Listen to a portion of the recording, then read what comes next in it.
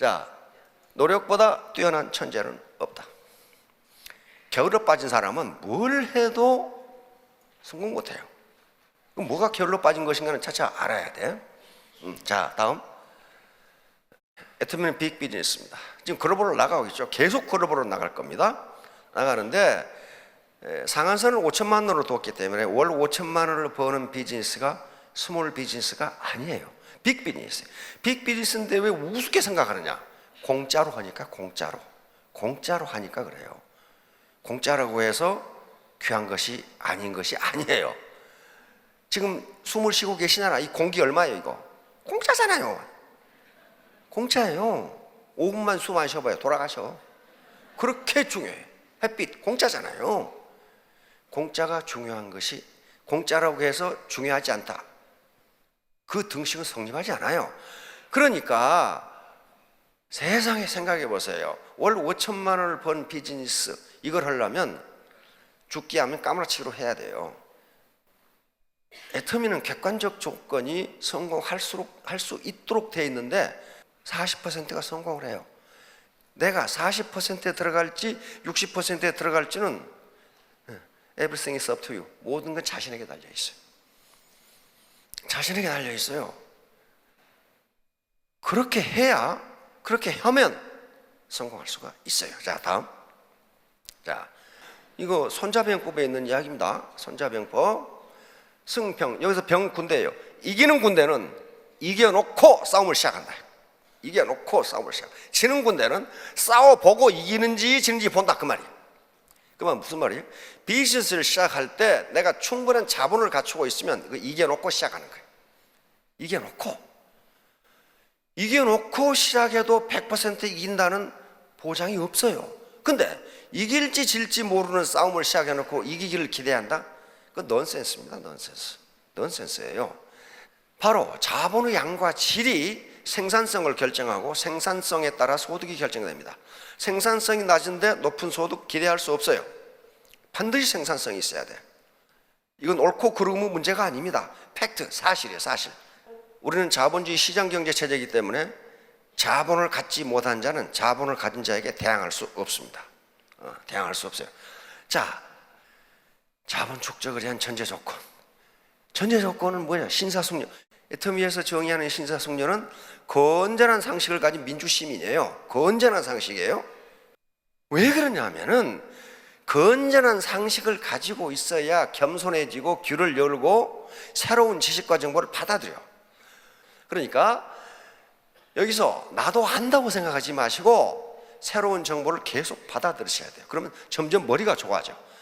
그러면 신사숙녀가 돼서 점점 새로운 정보와 새로운 지식을 배워간다는 것은 인간 개발이 되어가고 있다는 걸 의미해요. 휴먼 디벨롭먼트. 인간 개발이 돼야 된다고, 인간 개발. 그래서 유엔에서는 매년 인간 개발 지수, 그 나라의 인간 개발 지수가 얼마인가를 지수로 매년 발표를 해. 그러면 인간 개발이 잘 된 나라가 소득이 높겠어요? 안 된 나라가 소득이 높겠어요?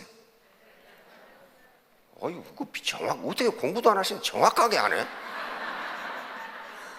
인간 개발이 잘 된 나라가 소득이 높고 선진국이에요.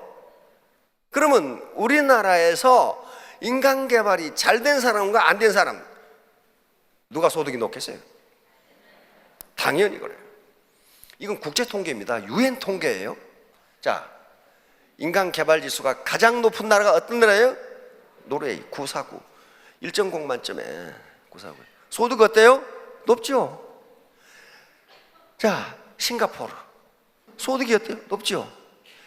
미국, 캐나다, 일본, 대한민국, 그렇죠? 이게 인간 개발 지수가 0.800 이상이면 very high에 속합니다. 유엔에서 그렇게 불려요. 매우 인간 개발이 잘 된 국가. 우리나라는 세계 몇이에요? 18위로 잘 된 국가예요. 자, 이런 나라들은 전부 소득이 높아요. 자, 다음. 인간 개발이 낮으니까 소득이 낮아져. 그렇죠? 낮아지죠? 분명히 낮아지지. 보세요. 아주 그냥 비참할 정도로 안 된 나라들, 소득이 아주 비참하죠. 비참하죠. 그러면 우리나라의 그러니까 인간 개발 지수 측면에서 보면 우리 국민은 참 불행한 사람들이야. 왜냐하면 평균이 높으니까, 평균이 하도 높으니까 그보다 더 높게 올라가면 어떻게 해야 돼? 죽기 살기로 노력하지 않으면 안 돼요. 이 평균보다 높으려면 얼마나 노력을 해야 되겠냐고, 얼마나 가슴을 열어야 되겠냔 말이에요. 응? 꽁 닫고 앉아가지고, 그래가지고 철코덕 닫아놓고는 혼자 이 둘을 앉아있어. 이건 네트워크 사업이에요. 네트워크는 소통입니다. 소통이 안 되고서는 그 어떤 문제도 해결 안 돼요. 자, 다음. 에디슨 잘 알죠? 천재는 1%의 뭐예요? 영감. 99%의 땀. 에디슨은 정규교육, 제도권 교육은 3개월밖에 못 받았죠. 3개월 만에 쫓겨나 버렸거든. 그 선생님이 난 세상에 내가 교사를 오래 했지만 이렇게 머리가 나쁜 놈은 처음 봤다 그랬거든. 근데 내가 보니까 그 선생님이 머리가 나빠. 요 글 한번 보세요. 그런데 여기서 오해하시면 안 됩니다. 에디슨은 노력의 중요성을 강조한 건 틀림없어요. 그러나 미국의 학자들은 영감의 중요성을 강조했다고 이 글을 봅니다. 무슨 얘기냐면은 99% 노력을 해도 1%의 영감이 없으면 절대 성공할 수 없다는 거예요. 여기서 영감은 뭐예요? 새로운 정보, 새로운 지식, 새로운 깨달음, 창의성, 이런 거예요. 혼자 꼴통같이 생각하지 말고 새로운 정보를 받아들여라, 이게. 그런데 에디슨은 또 뭐라고 그랬냐면, 이 1%의 영감을 얻는데도 노력이 필요하다 그랬어요. 노력이 필요하다. 가만히 있는데 번개처럼 번쩍하고 떠오르는 게 아니라는 거예요. 절대로 그렇게 떠오르지 않아요. 화장실에 가면 아이디어가 잘 떠오른다고 그러죠. 그것은 하필 거기 앉아있을 때 떠올라서 그렇지, 화장실에 가니까 떠오른 게 아니에요. 계속 생각하다 보니까 화장실에 가서 앉아있으니까 떠오른 거예요. 왜냐하면 시원하거든. 그러니까 여기서 번쩍하면서 영감이 떠오르는 거라고, 이게. 그러니까 영감 안 떠오른다고 아무것도 안 하고 화장실에 앉아있으면 안 떠올라요, 그거. 자, 다음. 누굽니까? 마스시다 코노스케. 이 양반 또 초등학교 4학년 중퇴야. 세계적인 기업 파나소닉을 만들었죠. 지금 거느린 기업만 580개. 그런데 뭐 노력보다 뛰어난 천재는 없다. 이 사람 학자가 아닙니다. 자기가 해보니까 그렇더라. 해보니까 인생을 살아보니까 그렇더라는 거예요. 잊지 말기 바랍니다. 노력보다 뛰어난 천재는 없다. 없어요.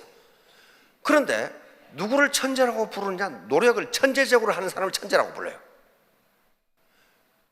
머리가 아무리 좋아도 노력하지 않는 놈은요, 절대로 대학도 제대로 졸업 못해요. 그런 케이스가 많아요. 자, 다음. 루이스 터먼이라고 하는, 이제 심리학자들의 관심은 뭐였냐면, 도대체 한 인간이 태어나서 일생을 어떻게 살 것인가가 학자들의 관심거리였어요. 자, 그런데 루이스 터먼 교수는 그 인간의 IQ만 알면은 그 인간이 평생 어떻게 살 것인지를 알 수 있다. 이걸 가설로 내었었어요. 스탠포드 대학 심리학 교수였거든요. 지금 중고등학교, 초등학교, 중고등학교에서 IQ 테스트를 하는 IQ 테스트는 이분이 만든 거예요. 원래 것을 바탕으로, 비뇌 테스트를 바탕으로 해서. 그런데 미국의 위대한 점은 뭐냐면요, 연구를 한번 시작하면은 연구 대상이 다 죽을 때까지 해. 그래서 캘리포니아 중고등학생, 초중고등학생 25만 명의 IQ 테스트를 하고 천재라고 생각되는 IQ 130 이상을 골라서 2,500명을 골라가지고 각 학생마다 전부 파일을 만들었어. 평생을 추적하는 거야. 이 인간이 어떻게 살아가는지. 배우자는 어떻고, 성격은 어떻고, 좋아하는 음식은 어떻고, 질병은 어떻고, 사회적 지위는 어떻고, 직업은 뭐 다 기록해놓은 거야. 그럼 후세 학자들이 그걸 연구를 해. 이 터먼 교수가 실험을 시작하면서 책을 집필하기 시작합니다. 천재 유전자 그래가지고. 근데 제 4권 나와서 비참한 결론을 내리고 이분은 드디어 돌아가셨어. 결론, IQ와 인간의 사회적 성취는 아무 관계가 없다. 자기는 관계가 있다고 생각하고 연구를 시작했는데 비참한 결론, 제 4권에서 IQ와 인간의 사회적 성취는 아무 관계가 없다, 이런 결론을 내리고 돌아가셨어. 그러면 후세 학자들은 뭘 연구해야 돼? 그럼 도대체 인간의 사회적 성취, 인간이 일생 동안 살아가는데 그 인간이 어떻게 살 것인가를 뭐가 결정하느냐 하는 걸 연구해야 될 거 아니에요. 그래서 연구가 시작됩니다. 안델라 덕버스, 심리학 교수인데요. 이분이 IQ와 사회적 성취는 아무 관계도 없다는 걸 또 밝혀내요. 아무 관계도 없다. 그러니까 자기 이름 석자만 쓸 줄 알면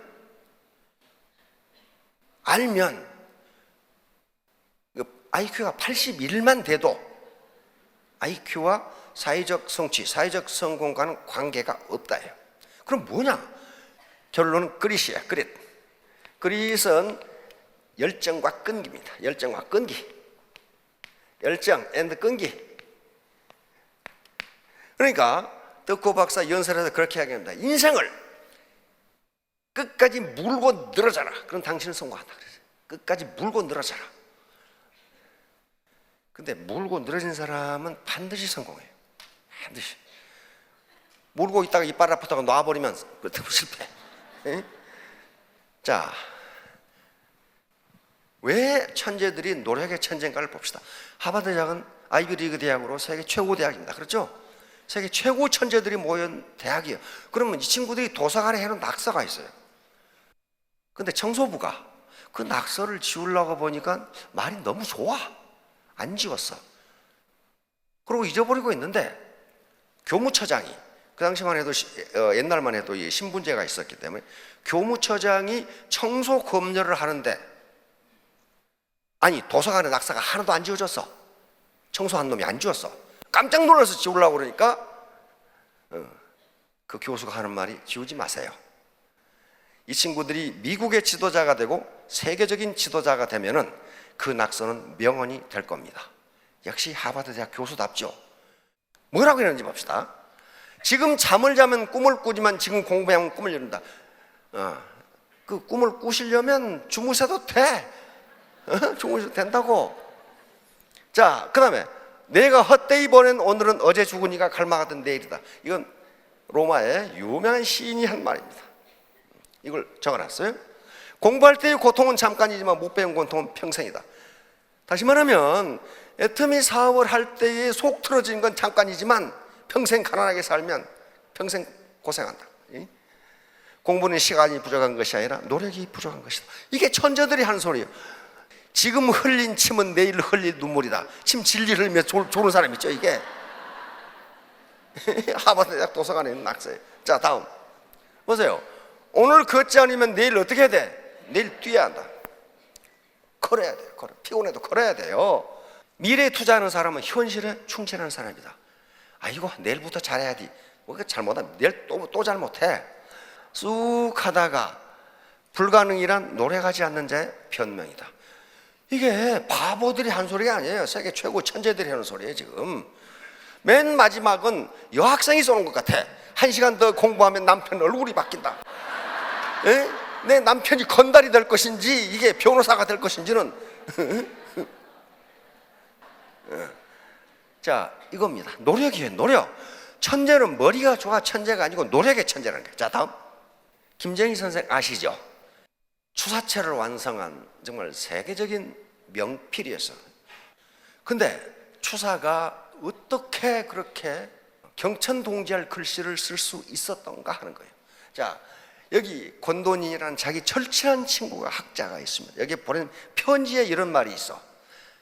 여기 나오죠. 70년, 그러니까 내 70평생에, 그러니까 70살에 썼어요, 이 편지를. 그렇죠?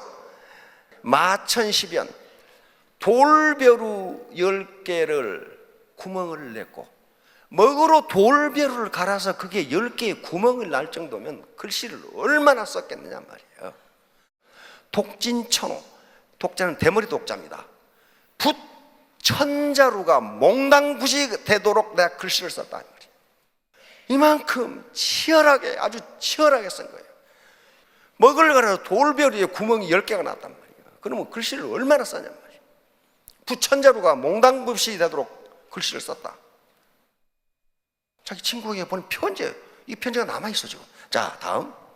근데 김정희는 우리가 명필로만 알지 학자라는 사실을 잘 몰라. 동양 최고 학자였어요. 북한산에 있는 그 비석이 진흥왕 순수비라는 걸 알아낸 거예요. 김정희가 밝혀낸 거예요. 엄청난 중요한 사실이에요. 그게 왜? 진흥왕 때 우리 영토가 이 정도 됐구나 하는 걸 밝혀준단 말이에요. 그게 처음에는 그런지 몰랐어. 지금 국보 2호가 돼 있고 국보 3호가 돼 있죠. 그 국보야, 국보. 우리 영토가 진흥왕이 여기 북한산을 다녀갔구나. 김정희가 알아낸 거란 말이에요. 고증학자입니다. 고증학자. 당시 최고의 고증학자인 옹방강과 완원. 김정희 호가 완당이거든요. 자기 스승인 완원에서 완을 따서 완당이라고 지었습니다. 세계 최고의 고증학자들인데 청나라에 이분들이 어린 김정희를 그렇게 아꼈다고. 그렇게. 자, 다음. 자, 이제 제주도에 귀향을 갑니다. 이 당시 당파 싸움 때문에 귀향을 가요. 당파 싸움 때문에. 그런데 당파 싸움이 무서운 것은요, 김정희 같은 학자를 놔두지를 않아. 너무 많이 알아. 그리고 그 당시 청나라가 세계의 중심인데 세계 중심에 있는 학자들과 계속 교류를 해. 다른 사람은 근처도 못 가는데. 그래서 죽이려고 제주도의 위리안치는 그 집 주변을 탱자나무 가시로 둘러서 집 밖을 못 나가게 한 귀향이 위리안치예요. 거기서 얼마나 낙심을 하고 글씨를 썼겠어요. 거기서 드디어 주사체를 완성했습니다. 주사체를 완성했어요. 그 주사체, 이걸 평한 학자들을 보면 기가 막히게 평안했어요. 부조화스러운 듯 하면서 조화를 이루는 글씨의 아름다움, 법도를 떠나지 않으면서 또한 법도에 구속받지 않는 글씨. 이게 뭔 말인지는 모르겠는데 한번 글씨를 감상해 보시면 알아. 자, 요 귀향 가시면서 쓴 글씨입니다. 어때요? 양반 냄새가 나죠. 살이 통통 쪄가지고. 이게 말이지, 이게 잘 먹고 잘 살아가지고. 그렇죠? 근데 귀향 갔다 이제 완전히 탈탈 굶고 와가지고 이 9년을 귀향사를 8년을 했으니까 어때요? 기름이 다 빠졌죠? 이제 완전히 세상 보통을 한 거야. 세상을. 세상이 이렇구나. 그래서 배짱 말랐죠. 이제 똑같은 글씨가 나는데 완전히 기름이 빠져버렸어. 거의 도통한 거야. 이제 세상살이에 대해서. 그러니까 글씨가 뭐예요? 그 사람 인생을 반영하는 거예요. 이게 주사체예요. 이거 대죽자입니다. 대죽자. 중노지실. 화로를 대나무로 뜨겁지 않게 감싸가지고 거기서 차를 끓여 먹고 시를 읽고 글씨를 쓰고 하는 그 방만이 있으면 조갑니다. 그 말이지. 근데 이 대죽자를 보세요. 곧은 대나무가 있는가 하면 굽은 대나무도 있고. 세상이죠. 세상. 로자를 화로 로자거든요. 화로 로자를 가만히 보세요. 요 다리가 4개가 있죠. 화로 다리가 4개가 있는데 마치 밑에서 불 떼는 것처럼 써놨어요. 그렇죠? 요건 주전자야, 주전자. 지금 화로 위에서 주전자가 끓고 있는데 불화자죠. 불화자인데 요게 주전자 주둥아리예요. 주둥아리. 화로로 잘 저렇게 써놨어. 근데 더 기가 막힌 것은 이게 갈지자예요. 갈지자인데 어떻게 써놨냐면은 여기에 차탁이에요. 차탁. 차를 놓는 탁자. 그렇죠? 여기에 찻잔이 있는데 김이 모락모락 나. 여기서 지금 물을 부은 거예요. 지금 김이 모락모락 나는데 이 김이 어디로 향했어요? 집실자인데 집실자를 흙토 위에 창문을 딱 내놨어. 이 창문 쪽으로 김이 흐르는 거예요. 지금 이렇게 써놨어. 글씨를 이게 주사체예요. 자, 다음 이건 보세요. 또 소창 다명 상하구자, 작을 소자를 써놨는데 작을 소자 꼭 늙어서 자기 코하고 수염밖에 없는 그렇게 써놨어. 보세요. 그렇죠? 수염 이렇게 나와가지고. 근데 창자는 창문 창자인데요, 창자는 아예 디자인을 해놔. 창문을 그려놨어. 이게 글자냐고 디자인이지. 그러니까 김정희 선생의 글씨는 디자인인지 글씨인지 그림인지 구분이 안 돼요. 다명, 작은 창으로 많은 햇빛이 들어오니 그 말이거든. 다명, 다자도 전 삐뚤삐뚤하게 다 써놨어요. 명자로 그렇고. 사, 나로 하여금 구자, 오래 구자입니다. 오래 앉아있게 하네. 정말 소박한, 이제 벼슬이고 권력이고 다 필요 없는 거야. 이제 작은 창으로 빛이 들어오면 나는 거기 앉아서 시 읽고 글씨 쓰고 책을 보면 되는 것이 아닌가. 근데 이 좌자를 여러 번 연습한 것이 지금 박물관에 있어요. 꼭 어떻게 써놨냐면 이 흑토자예요. 흑토 위에 엉덩이 두 쪽을 붙이고 앉아 있는 걸 써놨어. 한쪽 엉덩이는 크고 한쪽 엉덩이는 작고 그렇게 써놨어. 그 영감태이가 이렇게 앉아 있는 것을 이렇게 써놨다고. 지금 이게 추사체예요. 추사체. 자, 세한도. 요 세한도의 운명은 세한도만큼 아주 기구해. 얘 이름이 세한도냐면 논어에 이런 말이 있어요. 세한연우 지송백구조야. 논어에 나온 말인데, 날이 찬 후에야 소나무와 잣나무가 시들지 않는다는 걸 알 수 있다. 그 말은 무슨 말이에요? 내가 부귀영화를 누릴 때는 그렇게 찾아오는 놈이 많더니 내가 제주도에 이렇게 언제 사약을 받을지 모르게 이렇게 있으니 찾아오는 놈이 없구나. 그런데 이상적이라는, 이상적 역관 출신인데요, 이상적이 그리고 그 동양화의 대가였던 소치 허유 선생이 목숨을 걸고 계속 찾아다녔어. 제주도까지. 제주도까지 그때 가다가 떼목 타고 가다 빠져 죽은 사람 거의 대부분이에요. 거의 타고 가는. 근데 소치 허유 선생과 특히 이상적은 역관이니까 청나라에 다니면서 추사 선생이 볼 최신작 책을 계속 갖다 줘. 그러니까 추사 선생은 제주도에 있지만은 고증학이 지금 어떻게 돼가는지를 꿰뚫고 있는 거야. 거기서 계속 공부를 하니까. 그래서 이상적이 그 변하지 않는 마음을 보고 이 세한도를 그려줍니다. 그러면서 이걸 세한도라고 붙였어요. 이게 지금 국보 제185입니다. 국보로 지정됐어요. 그런데 이상적은 이걸 싸들고 어디로 갈까? 세계 중심이었던 청나라 연경, 지금 북경으로 갑니다.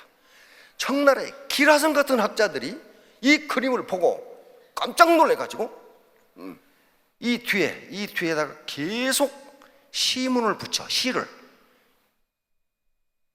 이 그림을 보고 자기 감상문을 쓰는 거예요. 그러니까 뭐가 되겠어요? 그림이 두루마리가 돼. 두루마리가 돼. 그런데 문제는 이런 보물을 알아볼 수 있는 눈을 가졌느냐 하는 게 문제예요. 민영이라고 하는 분이 있는데, 이분의 막내 아들이 마지막 소유자였는데 이 그림의 가치를 모르고 헐값에 넘겨버렸어. 누구에게? 후지치카 치카시. 이분은 경성제국대학, 지금 서울대학 교수였습니다. 교수였는데 이분이 연구하는 것이 일본과 청나라의 고증학이었어요.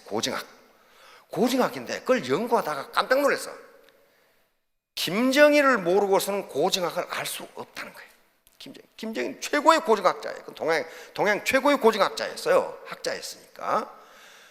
그래서 김정일을 연구하기 시작해, 이 치카시 교수가. 그래가지고 인사동에 가서 김정일에 관한 자료를 전부 사들입니다. 전부 사들여.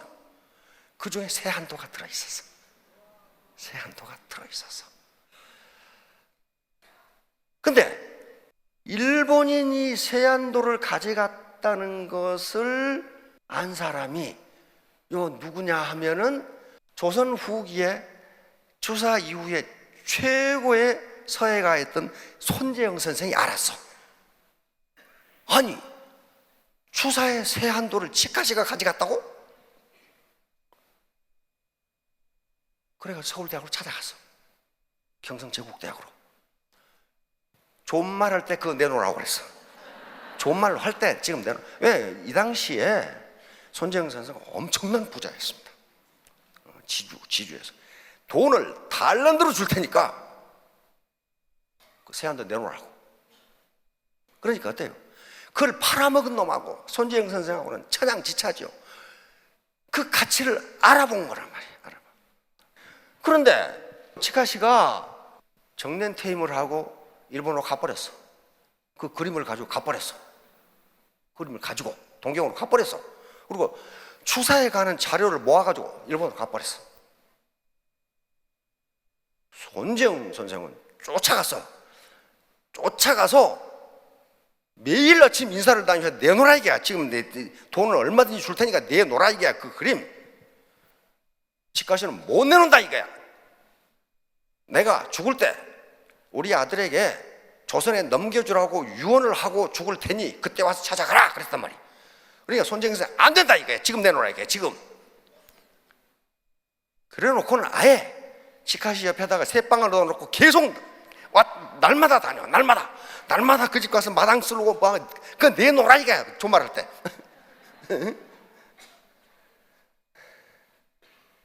그래서 손재영 선생이 세한도를 찾아옵니다. 값을 얼마를 받을 거요?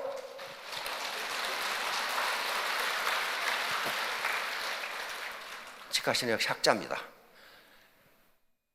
이런 것을, 이렇게 뛰어난 작품을 선비가 어떻게 돈을 받겠소?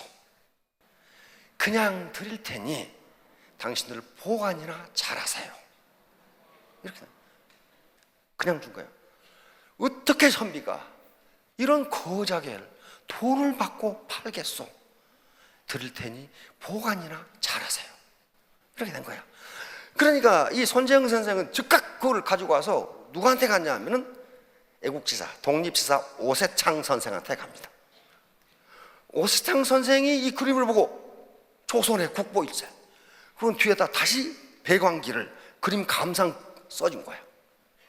역시 가치를 알아본 사람과 알아보지 못한 다르죠. 그리고 다시 여기에 초대 부통령 이시영 선생입니다. 이시영 선생한테 가지고 왔더니 이거 조선의 국보 아닌가? 또 글을 써줘. 그리고 정인보 선생한테 가지고 또 글을 써줘. 이렇게 훌륭한, 드디어 국보로 지정이 됩니다. 국보 180원. 180원인데 이 가치를 몰라보고 인사동에 팔아버린 놈도 있다 이거야. 그런데 그 가치를 알아보고 일본까지 쫓아가가지고도 찾아온 사람도 있어 또. 손재영 선생이 이 세한도를 찾아가지고 온 다음 날, 그때 태평양 전쟁 시기니까 치카시의 집이 미군의 폭격으로 불타버립니다. 그래서 세한도가 살아났어요.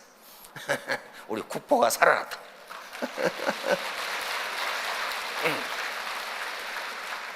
과천에 가면 추사 선생이 여성을 보는 것이 과천, 과천이 있죠. 과천 가면 추사 선생 기념관이 있거든요. 그 아들이 또 역시 학자의 아들다와 아버지가 모은 추사에 관한 자료 무려 1만 점을 거기에 그냥 기증했어요. 그건 돈으로 따질 수가 없죠. 그걸 그냥 기증했어. 후민정음 해례본 가지고 200억 내라노나 한다고 그런 거지하고 이거 다르죠. 역시 학자의 아들이야. 이렇게 귀한 것을 돈을 받고 팔 수 없다. 돈을 받고 팔 수 없어. 1만 점을 그냥 줘버린 거야. 자, 결론입니다. 불광불군. 미치지 않으면 미칠 수 없다. 이 펀입니다. 펀. 동음 이어 펀이에요. 같은 음이 나는 걸로 해서 언어 유희를 한 겁니다. 그러니까 이 내적 동기입니다. 무슨 일이든지 미쳐야 된다. 미친다는 것은 주사가 미쳤죠. 돌벼루를 어떻게 10개로 구멍을 냅니까? 부천자루가 목낭붓이 되도록 어떻게 글씨를 그렇게 쓸 수 있어요? 그건 내적 동기.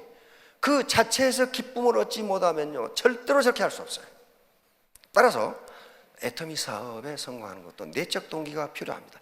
이 사업 자체에서 보람과 즐거움을 찾지 않으면 돈만 쫓아서, 직급만 쫓아서 가다 보면 중간에 포기하는 수가 많아요. 인간은 즐겁지 않으면 일을 못합니다. 못해요. 그래서 내가 해보니 일을 미치도록 해도 미치지도 않고 죽도록 해도 죽지도 않더라고. 그렇게 치열하게 하지 않으면 그 어떤 것도 할 수 없어요. 자, 그래서 주역의 말로 말무리하도록 하겠습니다. 주역의 천행건 자각불식. 하늘의 움직임은 굳건하다. 스스로 강해져서 쉬지 말라. 또는 쉬지 말고 강해져라. 그렇지 않으면 너는 성공할 수 없어. 근데 누구에게 한 소리냐면 리더에게 한 소리. 리더는 하늘의 움직임은 굳건하니 스스로 강해져서 쉬지 말라. 또는 쉬지 말고 스스로 강해져라. 여러분 강해져서 3년 후 5년 후에 모두 성공하시기 바랍니다. 감사합니다.